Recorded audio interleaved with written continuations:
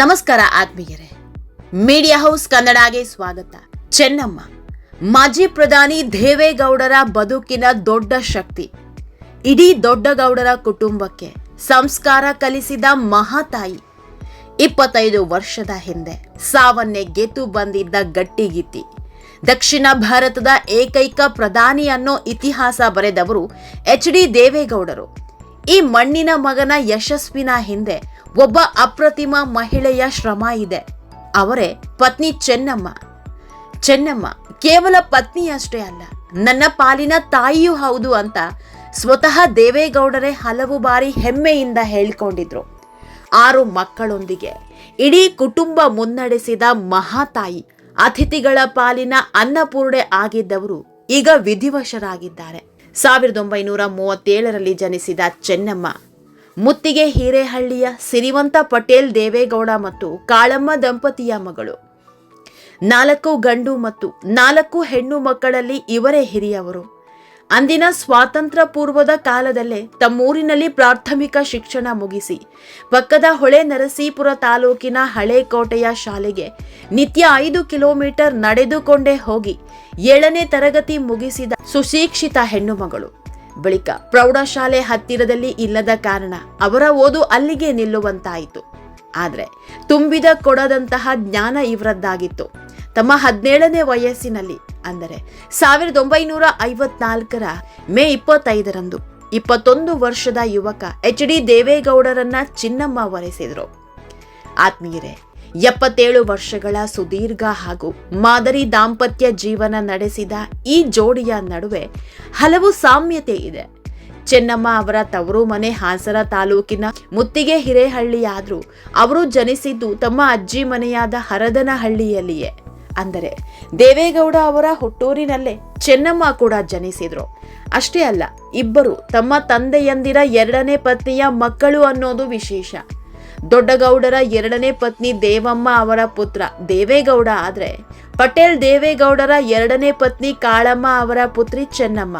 ಹರದನಹಳ್ಳಿ ಹಾಗೂ ಮುತ್ತಿಗೆ ಹಿರೇಹಳ್ಳಿ ನಡುವೆ ಕೇವಲ 4 ಕಿಲೋಮೀಟರ್ ಅಂತರ ಇದ್ದಿದ್ರಿಂದ ಬಾಲ್ಯದಿಂದಲೇ ಇಬ್ಬರಿಗೂ ಪರಿಚಯ ಆಯಿತು. ಆತ್ಮೀಯರೇ, ಶ್ರೀಮಂತ ಮನೆತನದಿಂದ ಬಂದರೂ ಅಹಂಕಾರ ಇಲ್ಲದೆ ಅಪ್ಪಟ ಸಂಪ್ರದಾಯಸ್ಥ ಮಹಿಳೆಯಾಗಿ ಬದುಕಿದ್ದವರು ಚೆನ್ನಮ್ಮ. ದೇವೇಗೌಡ ಅವರ ರಾಜಕೀಯ ಏಳಿಗೆಯಲ್ಲಿ ಮಹತ್ತರ ಪಾತ್ರ ವಹಿಸಿದವರು ಇದೇ Chennamma. H D. Balakrishnegowda, H D. Revanna, H D. Rameshgowda, H D. Kumaraswamy 4 ಪುತ್ರರು ಹಾಗೂ ಶೈಲಜಾ ಮತ್ತು ಅನುಸೂಯ ಎಂಬ 2 ಪುತ್ರಿಯರು ಸೇರಿದಂತೆ ಒಟ್ಟು 6 ಜನ ಮಕ್ಕಳಿಗೆ ಉತ್ತಮ ಶಿಕ್ಷಣ ಸಂಸ್ಕಾರ ನೀಡಿ ಬೆಳೆಸಿದ್ರು. ಪತಿಗೆ ಎಂದಿಗೂ ಸಂಸಾರದ ಹೊರೆ ತಟ್ಟದಂತೆ ಜವಾಬ್ದಾರಿ ನಿಭಾಯಿಸಿ ಅವರ ರಾಜಕೀಯ ಯಶಸ್ವಿಗೆ ನೆರಳಾಗಿ ನಿಂತರು. ಪತಿ ಪ್ರಧಾನಿಯಾದ್ರೂ ಎಂದಿಗೂ ರಾಜಕೀಯದಲ್ಲಿ ಮೂಗು ತೂರಿಸದ ಚೆನ್ನಮ್ಮ ಸದಾ ತೆರೆಮರೆಯಲ್ಲೇ ಉಳಿದು ಇಡೀ ಕುಟುಂಬವನ್ನ ಅಮ್ಮನಾಗಿ, ಅಜ್ಜಿಯಾಗಿ ಸಲುಹಿದ್ರು. ಆತ್ಮೀಯರೇ, ಪರಮ ದೈವ ಭಕ್ತರಾದ ದೇವೇಗೌಡ ಕುಟುಂಬಕ್ಕೆ ಹರದನಹಳ್ಳಿಯ ದೇವೇಶ್ವರ ಸ್ವಾಮಿ ಮನೆ ದೇವರು. ಪ್ರತಿ ವರ್ಷ ಶಿವರಾತ್ರಿಯಂದು ಇಲ್ಲಿ ಪೂಜೆ ಸಲ್ಲಿಸೋದು ಈ ಕುಟುಂಬದ ವಾಡಿಕೆ. ಆದರೆ 2001ರ ಫೆಬ್ರವರಿ 21ರಂದು ನಡೆದ ಘಟನೆ ಇಡೀ ಕುಟುಂಬವನ್ನ ನಡುಗಿಸಿತ್ತು. ದೇವೇಗೌಡರು ರಾಜಕೀಯದಲ್ಲಿ ಕಾರ್ಯನಿರತರಾಗಿದ್ರಿಂದ ಚೆನ್ನಮ್ಮ ಅವರು ಪುತ್ರ ರೇವಣ್ಣ ಹಾಗೂ ಸೊಸೆ ಭವಾನಿ ರೇವಣ್ಣ ಅವರೊಂದಿಗೆ ದೇವಸ್ಥಾನಕ್ಕೆ ಬಂದಿದ್ರು. ಪೂಜೆಯಲ್ಲಿದ್ದಾಗ ದೇವೇಗೌಡರ ಸಹೋದರ ಬಸವೇಗೌಡರ ಪುತ್ರ ಲೋಕೇಶ್ ಪೂಜೆಯ ನೆಪದಲ್ಲಿ ಬಂದು ಚೆನ್ನಮ್ಮ ಮೇಲೆ ಆಸಿಡ್ ದಾಳಿ ನಡೆಸಿದ್ದ. ಈ ಘಟನೆಯಲ್ಲಿ ಚೆನ್ನಮ್ಮ ಅವರ ಮುಖ, ತಲೆಗೆ ಗಂಭೀರ ಗಾಯ ಆಗಿದ್ರೆ, ಭವಾನಿ ರೇವಣ್ಣ ಅವರ ಕೈಗೂ ಗಾಯ ಆಗಿತ್ತು. ಪ್ರಾಣಾಪಾಯದಿಂದ ಪಾರಾದ ಈ ಘಟನೆ ರಾಜಕೀಯ ಪಿತೂರಿ ಹಾಗೂ ಕೌಟುಂಬಿಕ ಕಲಹಕ್ಕೂ ಕಾರಣ ಆಗಿತ್ತು. ಆತ್ಮೀಯರೇ, ತಮ್ಮ ಇಡೀ ಜೀವನವನ್ನ ಪತಿಯ ಏಳಿಗೆಗಾಗಿ ಪೂಜೆ, ವ್ರತ, ಜಪ, ತಪಗಳಲ್ಲೇ ಕಳೆದ ಚೆನ್ನಮ್ಮ ಪತಿಯ ಆರೋಗ್ಯದ ವಿಚಾರದಲ್ಲಿ ತಾಯಿಯಂತೆ ಆರೈಕೆ ಮಾಡಿದ ಕರುಣಾಮಯಿ. ದೇವೇಗೌಡರ ಮನೆಗೆ ಬರುವ ಪ್ರತಿಯೊಬ್ಬ ರಾಜಕೀಯ ಮುತ್ಸದ್ದಿ ಮತ್ತು ಅತಿಥಿಗಳಿಗೆ ಸ್ವತಃ ತಮ್ಮ ಕೈಯಾರೆ ಅಡುಗೆ ಮಾಡಿ ಪ್ರೀತಿಯಿಂದ ಉಣಿಸುತ್ತಿದ್ದ ಗುಣ ಅವರದ್ದಾಗಿತ್ತು. ಅವರ ಕೈ ರುಚಿ ಸವಿದವರೆಲ್ಲರೂ ಅವರನ್ನ ಅನ್ನಪೂರ್ಣೆ ಅಂತ ಕರೀತಾ ಇದ್ರು.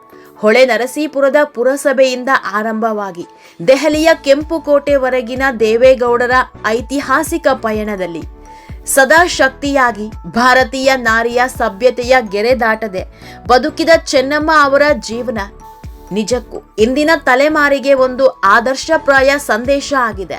ಚೆನ್ನಮ್ಮ ಆರೋಗ್ಯ ಕ್ಷಣ ಕ್ಷಣಕ್ಕೂ ಕ್ಷೀಣಿಸ್ತಿತ್ತು. ವೈದ್ಯರು ಕೂಡ ಕೈ ಚೆಲ್ಲಿದ್ರು. ಆದ್ರೆ ದೇವೇಗೌಡರಿಗೆ ಎಲ್ಲೋ ಹುಷಾರಾಗ್ತಾರೇನೋ ಅನ್ನೋ ಆಶಾಭಾವ ಇತ್ತು. ಹೀಗಾಗಿಯೇ 94 ವರ್ಷದ ಜೀವ ಪತ್ನಿ ಪಕ್ಕದಲ್ಲೇ ಇತ್ತು. ಸುಮಾರು 4 ಗಂಟೆಗಳ ಕಾಲ ಪತ್ನಿ ಪಕ್ಕದಲ್ಲೇ ಕೂತಿದ್ರು. ಇನ್ನೇನು ಆರೋಗ್ಯ ಕ್ರಿಟಿಕಲ್ ಆಗ್ತಾ ಇದೆ ಅನ್ನೋ ಹೊತ್ತಲ್ಲಿ ಪತ್ನಿಯ ಹಣೆಗೆ ಕುಂಕುಮ ಇಟ್ಟು ಹೂ ಮುಡಿಸಿದ ದೇವೇಗೌಡರು ಪತ್ನಿಯ ಮುಖವನ್ನೇ ದಿಟ್ಟಿಸಿ ಕಣ್ಣೀರಿಟ್ಟಿದ್ರು. ಇದಾದ ಕೆಲವೇ ಹೊತ್ತಲ್ಲಿ ಚೆನ್ನಮ್ಮ ಉಸಿರು ನಿಲ್ಲಿಸಿದ್ರು.